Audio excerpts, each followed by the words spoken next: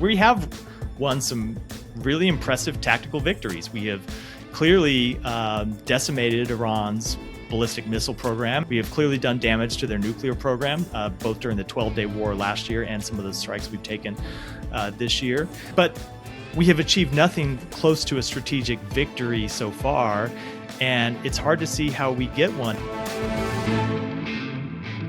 Hello and welcome to TrumpWorld. I'm Matt Frei, still in Jerusalem. I'm Anushka Asthana, still in Washington, D.C. We've just seen fresh waves of attacks between Israel and Iran and across the Gulf. So war, very much still going on.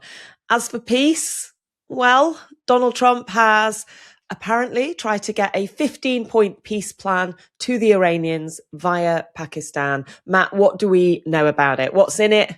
And are the Iranians listening to it? Well, this is a peace plan that I think first surfaced, according to someone I spoke to this morning, who is, perhaps one of the best Israeli experts on Iran. He said this 15-point plan first surfaced a year ago before the short Iran war. And it involved a number of things. Most importantly, they would never try and seek a nuclear weapon. They would stop enriching their uranium.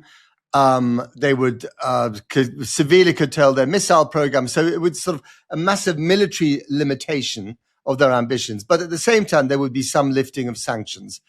And essentially, this document was seen, according to this expert, and I've heard this from other people as well, as a letter of capitulation by the Iranians. And they never thought of signing it last year. And they're even less likely to sign it now. And I said, why? And he said, because they're actually, despite the military pummeling they've received in the last few weeks, and despite the fact that many of their leaders are dead, they are strategically and politically in a stronger position than they were on the 27th of February, the day before all this started. So that's quite an extraordinary thing, isn't it? Because it makes you think, what is Trump going on about? This 15-point plan, is it, has it got any future? Is it worth the paper it's written on? Is it just another stalling tactic? Are all his hopes, Trump's hopes, invested in this document? Because as far as we can tell, the Iranians at the moment are not really desperate for a deal. They're quite happy with this war of attrition. They're quite happy with the Strait of Hormuz closed on their terms. And they're kind of saying to the Americans from their bunker, from their cave, wherever they're hiding, bring it on. I mean, as ever, Anushka, in Trump world, in the world of Trump, in the world according to Trump, there's a sort of discrepancy between the words that come out of his mouth. To what extent do they reflect the thinking in his brain? To what extent does that thinking reflect any wider policy or thinking in the Oval Office? And, the whole world is always trying to second guess what this man is actually going on about. And I mean, we were talking about it last night on the program. You watched him yesterday again. I mean, do you see any logic here? Can you decipher what is going on in his mind? Can I get into Donald Trump's mind? I sometimes think that people in the White House have trouble getting into Donald Trump's mind. We're all living in his mind. We're all basically taking up, leaseholds in his mind because you have to try and figure out what's going on. I mean, I think in this situation, we probably have to be pretty wary of what is being publicly said on both sides. So the Iranians say Donald Trump's basically negotiating with himself. It is likely that Donald Trump strongly exaggerated the state of negotiations. He basically seemed to come out and say, oh yeah, they're talking, they've agreed to loads of stuff. He again said that they'd agreed that they're never going to have a nuclear weapon. But the Iranians saying that he's negotiating with himself is something we should also be a bit wary about as well. I was speaking to Alan Ayer, who helped to negotiate the 2015 Iran deal under Barack Obama, and was saying what's almost certainly happened is that they've reached out to individuals and that there may be the possibility of negotiations. But Trump is almost certainly exaggerating about the state that they are in. One thing I thought was really interesting was, of course, he was talking about nuclear, saying that's my priority 1, 2, and 3. But as both of us know, Donald Trump usually has his mind on resources, natural resources as well. And then speaking from the White House this week, he suddenly suggested that these great respected Iranian negotiators who he claims to be talking to had offered him something. Have a listen to this. They're going to make a deal. They're going to make a deal. They did something yesterday that was amazing, actually. They gave us a present, and the present arrived today. And it was a very big present worth a tremendous amount of money. And I'm not going to tell you what that present is, but it was a very significant prize. And they gave it to us, and they said they were going to give it. So that meant one thing to me: we're dealing with the right people. Is that nuclear related? No, it wasn't nuclear related. It was oil and gas related. And it was a very nice thing they did. But what it showed me is that we're dealing with the right people. I mean, very intriguing, especially if there are not real talks going on. But do you think, Matt, that this idea of a present of oil and gas is perhaps part of the motivations for Donald Trump? I mean, maybe, but I think that might be more like wishful thinking. And I know that this is, this oil and gas present is something that the Israelis have also touted, but I think more from a position of desperation that the war has slipped out of their control.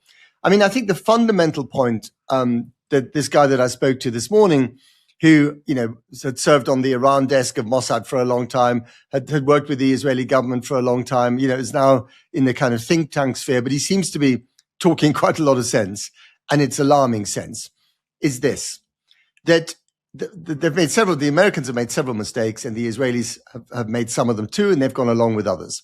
Mistake number one was to take out the supreme leader, Ali Khamenei, on day one of this war.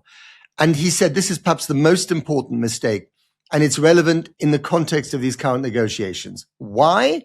Because Ali Khamenei was actually someone who was inching towards a compromise. He was naturally quite cautious.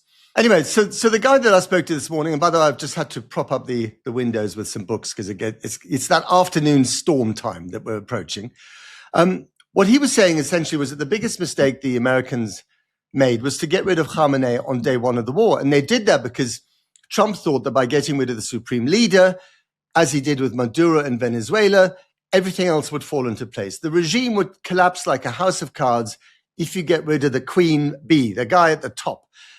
Obviously, that didn't happen. And by the way, Iran is not Venezuela. It's much more complex. There are many more entrenched institutions and many more people that can take over from the supreme leader. And as it turns out, it was his son who took over. And this guy thought that actually that would have been a very unlikely succession if they hadn't bombed the leadership compound on day one, because the Iranian revolution hates the idea of dynastic rule. And, even the hardcore people in the Revolutionary Guard don't like the idea that one Khamenei takes over from another Khamenei. But because of the decapitation at the top, that became almost inevitable. Now, by getting rid of Khamenei, they got rid of a guy who was actually, quite cautious, even though he was brutal and old. He was kind of inching towards a compromise before the war broke out. And that option has been eliminated with his death. One other guy they could have done a deal with was, of course, Ali Larijani, the security chief, veteran from the Revolutionary Guard, a lot of respect amongst the hardliners. By getting rid of him, you're now running out of options. And the people that have been mentioned that are currently involved in these negotiations, they don't represent, they're not representative of the whole regime. And they are not necessarily people who are able to sell whatever compromise they may have to sign to those people who are still kind of in charge and running the place. So if you get rid of the hierarchy that is able to do diplomacy with you, then you've got a massive problem. But is that, Matt, because Israel don't want to do diplomacy? I mean, that is not the outcome they want at the end of this. They absolutely fiercely opposed previous deals with Iran. Absolutely. What the Israelis wanted was regime change, but you're now left in limbo. You haven't got regime change because the regime is still, in charge, hunkering down. Yes, bruised and bloodied, but they're still around. And they're still able to hold the world economy to ransom with the Strait of Hormuz. They're still able, as I saw yesterday, again, to fire missiles into Jerusalem and into Tel Aviv that get through the Iron Dome and all the other shields.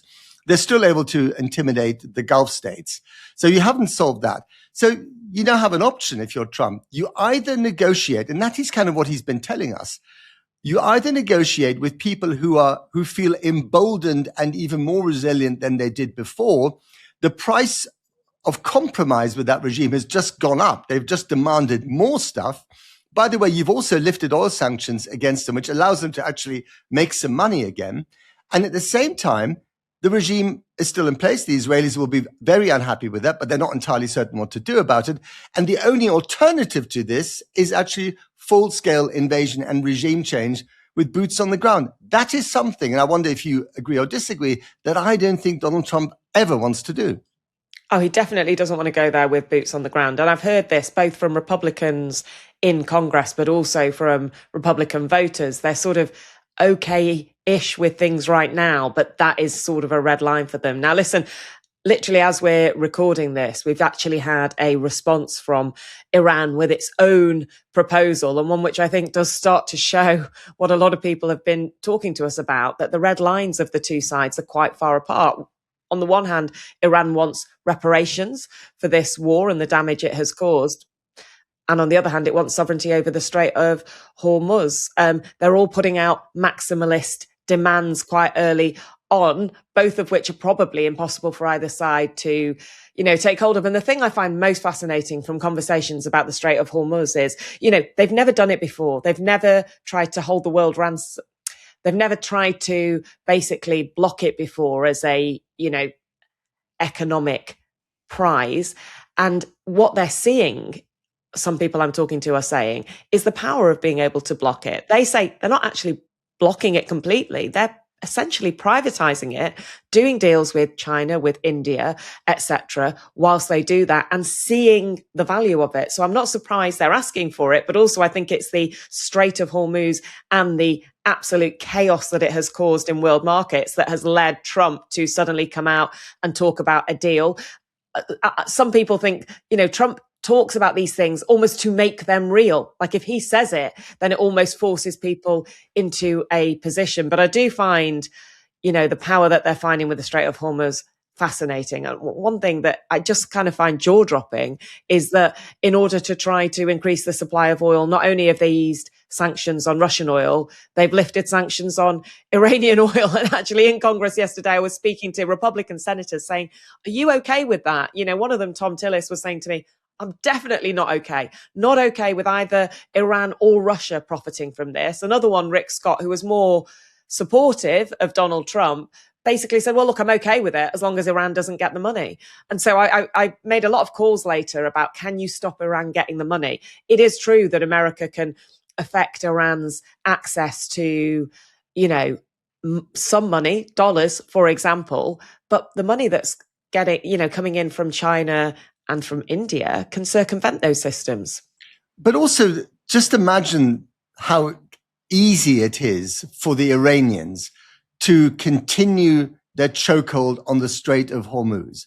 So let's say, they get to some sort of deal, which seems, as we say, very unlikely. And let's say that the flow of tankers resumes up to a point. And then let's imagine that the Iranians don't like something, in the way the deal progresses, or the Israelis try another airstrip because they're not happy and the Iranians now have to retaliate. All they need to do is fire a drone, a $30,000 Shahed drone, not from the coast, because they can be 1,000 kilometers away, somewhere in the hinterland of Iran, fire that drone at a single tanker, or have a speedboat with a little mine attached to it, kamikaze style, drive into another tanker, and the tanker blows up, and it's game over for the next few weeks, or maybe even longer, because these tankers, although they are massive and ugly and bulky and heavy, they're like sort of floating Fabergé eggs, right? They're delicate, and they're delicate because they're highly insured. And the minute the insurance markets cancel the deals and the tanker operators run scared, that's it. It's over all over again. And this is a power that I think the Iranians, again, this is, from a couple of people I've been speaking to this week in Tel Aviv, the Iranians knew that they had this power on paper. And in fact, just before the last year's war, they were practicing various scenarios of how they could, there were kind of exercises about how they could close off the Strait of Hormuz. But now they've actually done it.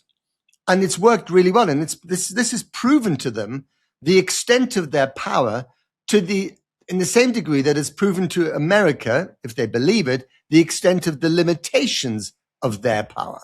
And so even if you're Donald Trump and Benjamin Netanyahu, and you've used all your incredible air power to zap, all these ballistic missile launchers and all this other stuff in obviously in the Iranian enrichment facilities.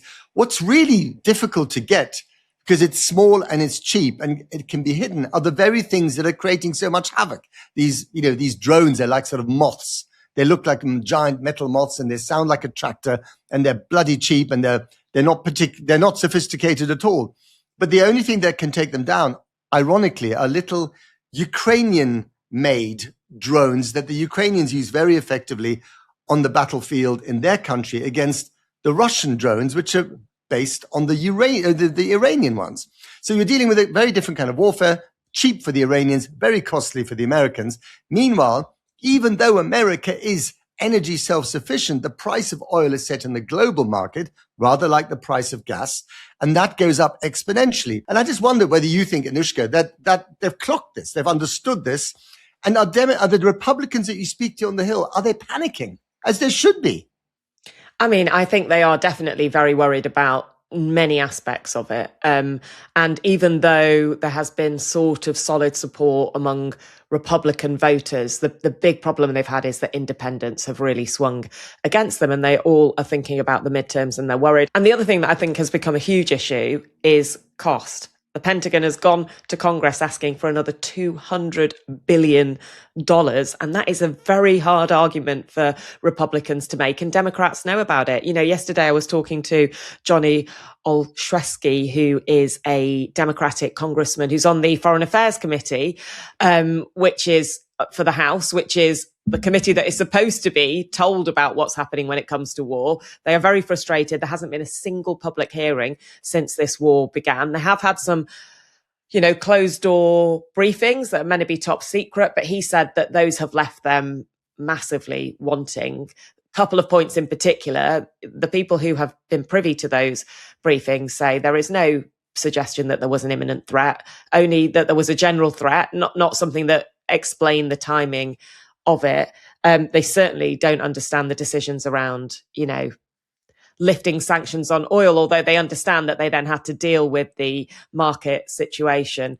And the other point that we've discussed before, that the government knew that this might end up with a harder line regime, which is why I find it so interesting, that conversation you've been having this morning, which is maybe the first mistake was to kill a supreme leader who perhaps, however murderous and brutal he was moving in a direction slowly, and now his son is not doing that. Although I am interested in the son.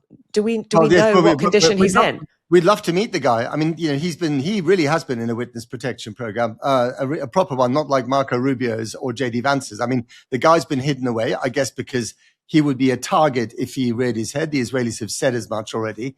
But what's interesting, and again, I've heard this from a couple of Iranian experts I've been speaking to in the US and in the UK, they don't think that he's got the authority that his father had, because they don't like this idea of dynastic succession. But also, he's not really had the time to kind of lobby people, in the bunkers, in the caves, wherever they're hiding, because it's all so fresh. And what they're also pointing out is although his name had been mentioned in dispatches a few times, he was never supposed to take over. So he's got no real power base, even though he's got quite an interesting past. He went off to fight in the Iran-Iraq war when he could have stayed at home as a kind of princeling of the regime, and he decided not to do that. So he's got some credibility, but he hasn't really got a power base. So you've got this very fragmented power landscape in Iran, where everyone seems to be doing their own thing. They're not entirely certain who to look up to, who to follow. And then there's this whole notion that, they're prepared for years for this eventuality. So a little bit like sort of Soviet submarines in the Cold War, submarine commanders who can't communicate with Moscow would have to decide for themselves what to fire and when, which would have been potential Armageddon. These guys, atomized as they are, unable to communicate with each other as efficiently as they would normally, are kind of deciding by themselves to fire off drones or missiles, into Israel or into the Gulf states or whatever. So very difficult to get everyone on the same page, let alone to sign up to a 15-point plan. And, I think, again, you come back to the price. What is the price of this war? The price of this war for the Iranians, who've already suffered an enormous loss, at the moment is relatively low. They don't need much to carry on. The price of this war for the United States is enormous and had not been calculated. It wasn't part of their chain of logic, if there is such a thing at all. And it's the world economy, stupid, not just the economy, stupid.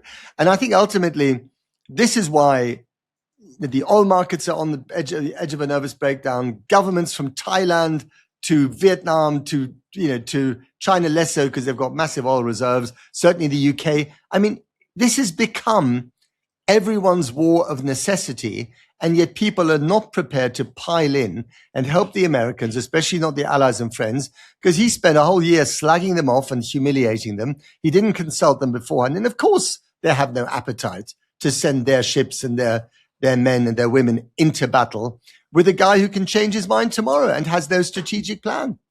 I find it fascinating what we're seeing publicly from the Iranians in the way that they're mocking Donald Trump. There was a video that I think went out on state television this week, which really did try to mock him. And then this idea that he's negotiating with himself. I suspect it's partly because they need to show strength, and that is one way in which they can do it. And it doesn't necessarily mean that conversations aren't taking place behind the scenes. In terms of Donald Trump's pivot, the two things that I thought were really quite telling was one moment in Memphis this week where he's talking about the decision making on the war, and he suddenly says, I think it was your idea, wasn't it, Pete, to Pete Hegseth, the Secretary of War, and then bring onto the stage JD Vance. Suddenly, the Pakistanis suggesting perhaps JD Vance might be a better member of the negotiating team. They don't trust Witkoff, and no wonder they like Vance.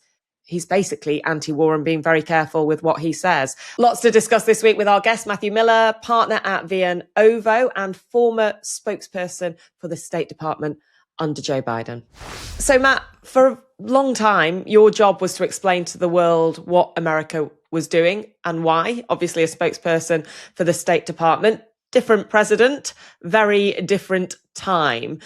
But what would you honestly say about Trump's strategy if you were back at the podium? Well, I think the first thing I would do would be to go to the president and ask what the strategy actually is. And I think that's one of the problems with the way the White House and the Pentagon have communicated about this war is that there is no strategy. And if you don't actually have a strategy, everything else is downstream from that. Tactical operations are downstream from strategy, and your messaging about a conflict are downstream from strategy. So if there is no set strategy that you can ground everything in, then you have a muddled message, which is what we've seen from the administration over and over and again, where you've seen different objectives outlined by different officials. Sometimes they say regime change is an objective. That was what the president said in the first announcement. And then they quickly walked away from that. At times they've said preventing Iran from ever being able to obtain a nuclear weapon is an objective.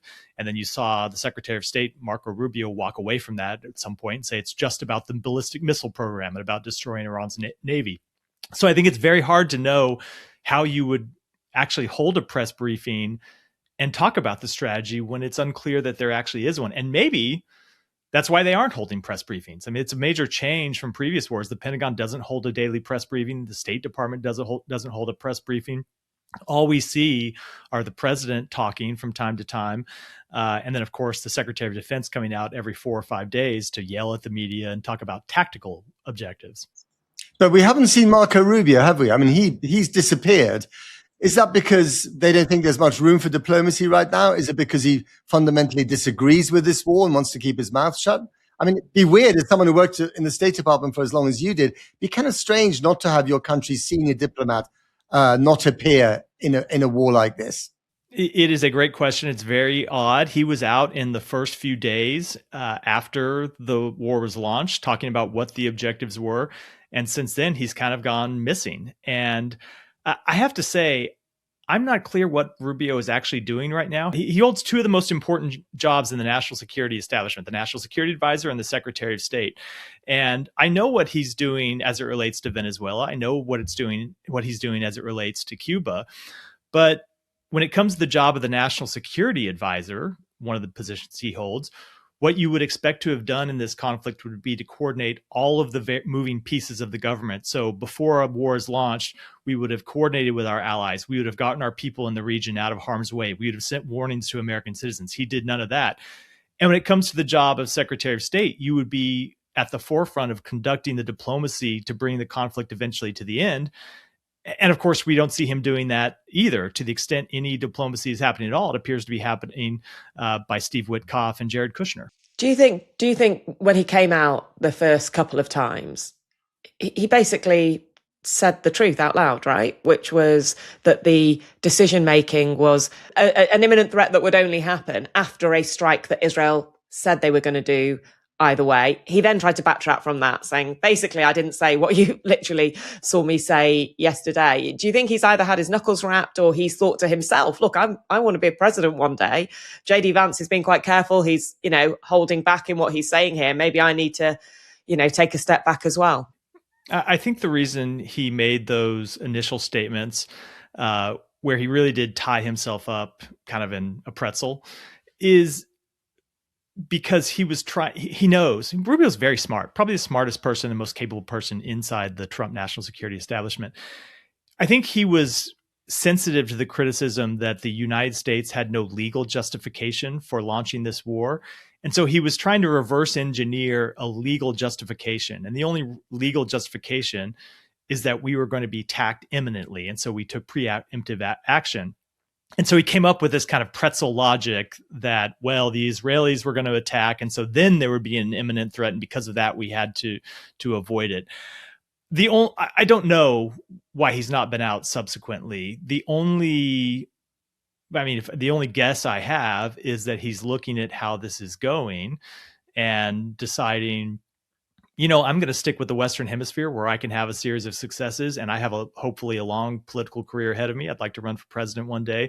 And so to the extent possible, I'm going to try to keep my hands off of this war.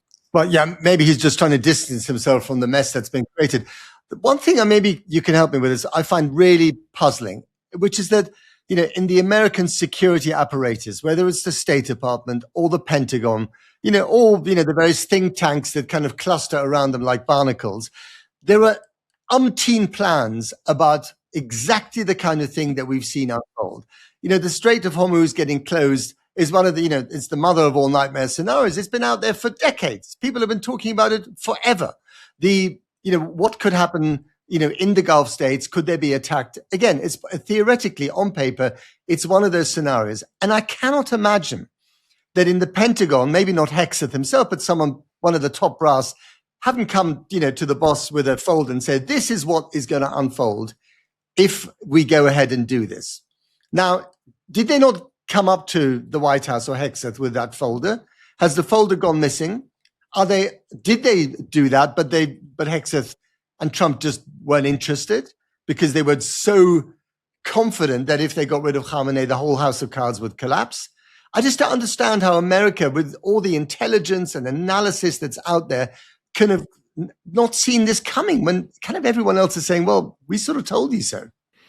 Yeah. I mean, not only do we have plans in place that have looked at all of these possibilities, all you had to do was look at what the Iranians themselves have said. They have said repeatedly over a period of years that this is exactly what they would do: attack the Gulf states, close the Strait of Hormuz if they were ever attacked. And so it didn't take a genius to figure out that this was a likely scenario. I take seriously the reporting that the Pentagon did predict to the president that this was likely to happen. I suspect that prediction came in the form of the chairman of the Joint Chiefs of Staff, and the president didn't take it seriously. And Hegseth didn't take it seriously either, did he? I think that Hegseth likely didn't take it seriously. I think the president really was riding a high based on the success of Operation Midnight Hammer and the success in his mind of the operation to remove the president of Venezuela from office and replace him with Delcy Rodriguez. And so the president was on this little high that he could take military action that all the naysayers had cautioned could go poorly, and that those naysayers would be wrong, and that they were wrong in the past, and so that they would be wrong here again. Of course, the operation in Iran today, it's not an operation, it's a war. It looks nothing like the very limited operations that we executed to bomb 3 nuclear sites last June and then to take out the president of Venezuela in December. It's a much different thing.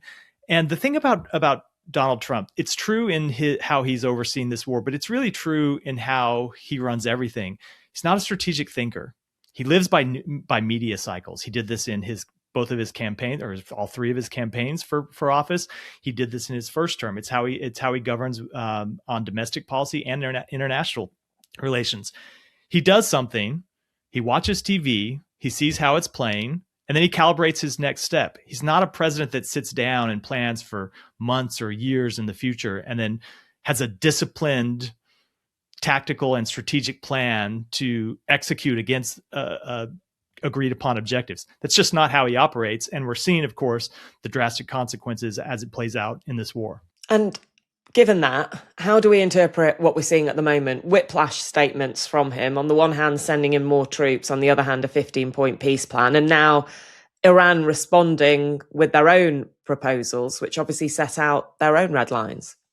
Yeah, look, with him, I think he's reacting very much to the markets. He's looking at the increase of the price of oil, the drop in the U.S. stock market, and is reacting to them. And so you see him coming out with statements when there are particularly volatile market reactions to try and ease market tensions and signal that he is ready to back down and come to an end to the conflict. The problem is it's also clear that he's considering escalatory actions. We have already moved something like 3,000 Marines to the region, or they're at least on their way to the region. Is it a logic thing, though? Is it like gunboat diplomacy? Like, is it fair for us just to say these are completely opposing, or is it his whole peace through strength argument? So I do think there is some bit of trying to send a message to the Iranians that he is ready to escalate to try and get them to back down. I think that's based on a false premise. I think the Iranians know he's ready to escalate and are ready for that. But I do think that's part of his strategy. But I also think he truly doesn't make up his mind until the last time. He puts a lot of different things in play and then makes decisions based on, if you take him at his word, how it feels in his bones. Remember, that's how he said he'll know when it's time to end the war. He'll feel it in his bones, not because we have 4, 5, 6, a dozen strategic objectives and we've achieved them. It's because he's come to some sort of innate feeling. And what a reassuring thought that is, right? It's all about the brain. Yeah.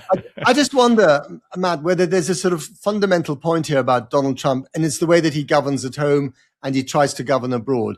He essentially only believes that he and people like him matter. So it's all about the big guy at the top of the tree. So he thought by getting rid of Khamenei, everything else would sort itself out. He thinks by getting rid of Maduro, Venezuela can be rebooted, in his image. He maybe thinks that if he gets on with Xi Jinping, then everything will be fine at the end of the day. He's got a rapport with Vladimir Putin. That's all that matters. But this big man theory of politics, let alone theory of history, doesn't take into account, in the case of Iran, the resilience of the Iranian people, of the regime, the history, a sense of pride. I mean, this is a nation that celebrates the Battle of Karbala, which the Persians lost, but it's seen as a glorious act of defeat and of defiance. And all this thing comes into play. Now, that doesn't mean that everyone in Iran's going to agree with him. Or rather agree with the Ayatollahs and swing behind them to rally behind the flag. But a quorum of people, which is probably enough to keep going, might do so. And that is something they never took into account. Yeah, it's clear that they didn't take into account. I don't think there's anyone who has watched the Iranian regime closely, either for a period of a few years or a period of decades, who would have told you or would have told the president that if you assassinate the supreme leader in the opening 24 hours of the war, the Iranian political system is going to produce a Delcy Rodriguez-like figure who is going to instantly bow to American demands and begin a transactional relationship with you. That is just not the nature of the Iranian regime. It's not the nature of the IRGC that sits, beneath the political leadership at the regime, but has been likely emboldened and is more powerful than ever before, and has always been the most hardline element in the Iranian government, and likely is more hardline now than it was even before the outset of this war. So it's hard to imagine that anyone serious would have predicted that to the president. Certainly no one on the outside would have, but it does seem to be what he believed. And it is that fundamental misconception about what was likely to happen that I think has gotten us to where we are today with this war that shows really no sign of ending, especially when you look at the demands being made by the United States and the demands being made by Iran, in which there is no overlap at all. What do you think it shows us about the limitations of American power in the Middle East, and how do you see it playing out? Look, I think as we have seen with previous U.S. wars in the Middle East and the involvement of the United States in other conflicts in the Middle East, we have the ability to influence events in the Middle East. We don't have the ability to control them. Even when we achieve tactical successes, as we did in Iraq early on, those tactical successes can very quickly turn into strategic defeats. And my fear is that the ultimate outcome of this war, we have won some really impressive tactical victories. We have clearly decimated Iran's ballistic missile program and have done some damage. I don't know how much to its ability to reproduce ballistic missiles. We have clearly done damage to their nuclear program, both during the 12-day war last year and some of the strikes we've taken this year. But we have achieved nothing close to a strategic victory so far. And it's hard to see how we get one if the outcome of this war is an Iran that is more hardline than it was before, is more likely to pursue support for regional proxies that foment terrorism and discord around the region, and now is making demands that it have control of the Strait of Hormuz in perpetuity and the event to basically charge tolls to ships that want to pass through, something that obviously it never had the ability to do, shouldn't have the ability to do under international law, but it now is making one of its demands to end the war. We're in a very different place than we were to start, and it's not clear that the outcome advances America's interests, let alone the interests of the region, in any significant way. But I spoke to someone yesterday, is an academic in America who's very close to Mohammed bin Salman in Saudi Arabia, the crown prince. And I put that scenario to him. And he said the Saudis are very unlikely to put up with that. And you know, they've been on the record about this. So this is the one way, you know, I mean, Iran has cards to play that perhaps we didn't expect, but they're also in danger of overplaying some of these cards, and they might get the Gulf states and the Saudis to join the battle on the America's side when that wasn't the case before. So I think that, you know, that's also something we should be watching, frankly. I just also wonder whether you think that the mistake America makes, and maybe the Israelis as well, is that they set far too much store by the precision and the power of their weapons. And therefore they put so the Pentagon, you know, gets first dibs, as it were, and the State Department, your old shop, is put in the background, whereas in fact you want to have both acting together. Yeah, look, it's important. It goes back to the way we started this conversation, that in any war, just achieving tactical objectives is not enough. You have to have a strategy. You have to have an end game. You have to know where you want to be at the end of the conflict, and it has to be a place that achieves your long-term strategic objectives and makes the world safer and makes, in our case, the United States of America safer.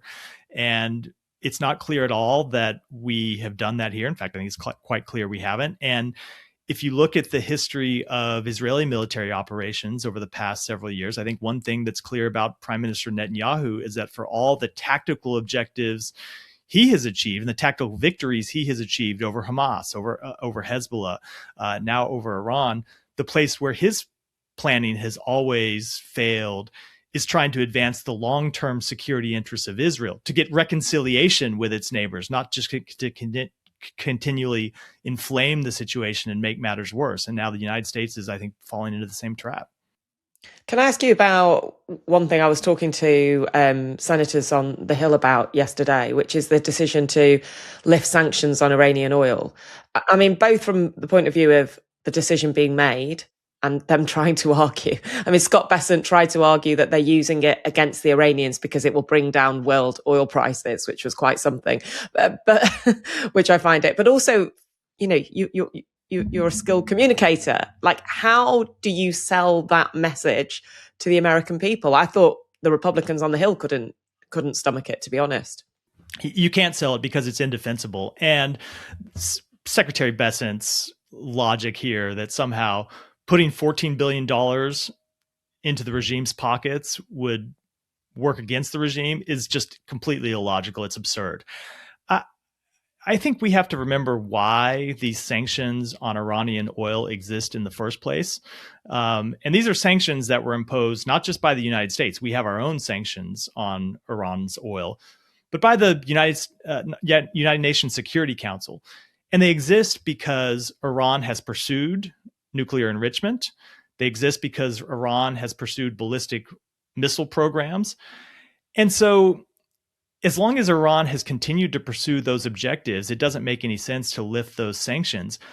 But to do it in the middle of a war, when Iran uses its oil to finance its attacks on American soldiers, to finance attacks on our allies and partners in the Gulf, to finance its attacks on civilians in the region, it makes no sense strategically, and morally, I think it's completely indefensible. And what it shows you is, back to the fundamental flaw of this war, they don't have an answer for Iran closing the Strait of Hormuz and spiking oil prices. So they're trying to come up with all these little things that will somehow bring down the price of oil, even when they work against our fundamental strategic objectives, which is to contain Iran's ability to project power. Matt, when I covered Afghanistan, I remember there was this phrase that the Taliban used to come up with, which was, the Americans have all the clocks, but we have all the time. And there's something similar going on here, isn't there? And I just wonder what you think will happen this weekend, because Trump has reset his doomsday clock deadline to sometime on Friday, although I notice he's not been as precise about it as he was when he first set it a few days ago. So what are the choices he's facing this weekend? And what do you think will happen? Look, I'm going to say, first of all, I hope that there are attorneys inside the Pentagon who do review every U.S. strike, every potential target before they happen, who are looking at strikes on power plants and arguing that they don't achieve legitimate military objectives and would severely punish the civilian population. Could be a war crime. Potentially they could be. There are cases in which taking out energy facilities are legitimate military targets, but they can tip over into war crimes. So I hope that there are lawyers in the Pentagon who are looking at them very carefully and arguing to the military brass that these are not appropriate strikes. So that is one thing that I hope is happening. But in terms of what's going to happen, I think I suspect he will eventually back down from that, because he is so sensitive and has shown himself to be so sensitive to the price of oil. And you just have to look at how the market has gyrated when he has made those maximalist threats, and how it has pulled back when he has pulled back on those threats. And I think he's sensitive to them. I do think the more likely action by the United States, maybe not this weekend, but in the coming weeks, if we can't get to a ceasefire and a negotiated end, is a ground operation, either to seize Karg Island or to try and seize control of the strait, which obviously puts a number of American soldiers in harm's risk in a way that they are not currently. It might be easy to seize Karg Island, relatively easy, at least that is. It will be much more difficult to hold it when you have Iranian drones and raining down on American soldiers trying to hold that position. If there's one scenario I worry about most, that's the escalation scenario, just based on what we've done. The thing I continue to live by is, when we move military power to the region, we're doing it for a reason. And when we were moving military power in advance of this conflict, it was a signal that we weren't interested in diplomacy. We were going to launch strikes against Iran. And the fact that we were moving ground troops to the region tells me that absent some kind of off-ramp, which doesn't seem likely now, that's where the president's going. But essentially his choice is either to escalate this war in a way that he probably doesn't want, the American people don't want, and could be incredibly costly and dangerous and inflame the entire region, or do a deal with the devil, do a deal with a regime that is now even more emboldened and can demand a higher price than it would have done before the war started. Yeah, I mean, look, that's the classic scenario. You do a deal in which we cannot achieve our objectives. If you look at the 15-point plan that Witkoff and Kushner apparently sent to the Iranians through the Pakistan government, there are things that the Iranians will never agree to. stopping their support for terrorist proxies, they'll never agree to that. Stopping their ballistic missile program, they'll never agree to that. They're all the types of demands we were making before the war that the Iranians wouldn't even agree to discuss, right? They won't even discuss a change to their ballistic missile program, let alone agree to end it. I don't see why they would do that now when they likely think they may not be winning this war, but they can hold out for longer than the president can. So you get in this classic choice where if you can't come to an agreement, there's not a Venn diagram of interests that where your interest with the other party align, that sometimes you see people do what's called escalating to de-escalate. And it's a very dangerous mindset because it often leads to both sides climbing the escalation ladder. And so you escalate, and what you get is not de-escalation, but further escalation by both sides. And before you know it, you're taking actions that you never anticipated. Chilling and deeply worrying. Matt, thank you so much for your time. Absolutely fascinating stuff. We really appreciate it. Thanks for having me. Fascinating stuff from Matthew Miller. That is all we have time for this week on Trump World. That is indeed all we have time. I wonder where we'll be next week, not in terms of our location, but actually in terms of this war. I mean, is it going to be peace in our time at the weekend? Could it be the beginning of something much, much worse? You know, is $100 for a barrel of oil just the very beginning of a story that could get even more dramatic? I have a really queasy feeling about this, Anushka, and I really hope I'm wrong. That's it from us, from me in Jerusalem. That's it from me in Washington, DC. I am sure that by the time we meet again next week, huge amount of things will have happened. Bye.